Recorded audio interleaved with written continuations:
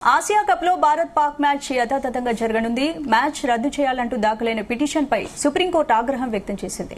Bharat Pak match పై అత్యవసరంగా విచారించాలని పిటిషనర్లు కోరగా దానిపై సుప్రీంకోర్టు ఘాటుగా స్పందించింది. అంత అత్యవసరం ఏంటి, కేవలం ఒక మ్యాచ్ జరగనివ్వండి అంటూ వ్యాఖ్యానించింది. మ్యాచ్ ఆదివారం ఉంది, ఏం చేయాలని పిటిషన్ దాఖలు చేసిన న్యాయవాదిని ప్రశ్నించింది. ఆదివారం మ్యాచ్ ఉందని రేపటిలోగా లిస్టులో చేర్చకపోతే పిటిషన్ వేస్ట్ అవుతుందని పిటిషనర్ల తరపు న్యాయవాది కోర్టుకు తెలిపారు. దీనిపై స్పందిస్తూ మ్యాచ్ జరగాల్సిందేనని అత్యున్నత న్యాయస్థానం వ్యాఖ్యానించింది. పహల్గామ్ ఉగ్రదాడి, ఆపరేషన్ సింధూర్ తర్వాత ఈ మ్యాచ్ జరుగుతోందని న్యాయవాది కోర్టుకు తెలిపారు. ఈ మ్యాచ్ జరగడం జాతీయ గౌరవం, ప్రజల మనోభావాలకు విరుద్దమైన సందేశాన్ని పంపుతుందని వ్యాఖ్యానించారు.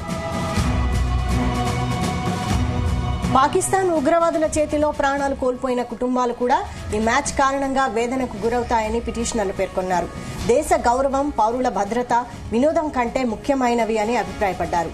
రెండు దేశాల మ్యాచ్ జాతీయ ప్రయోజనాలకు హానికరమని వ్యాఖ్యానించారు. ఆసియా కప్ లో భాగంగా సెప్టెంబర్ 14న భారత్ పాక్ల మధ్య మ్యాచ్ జరగనుంది.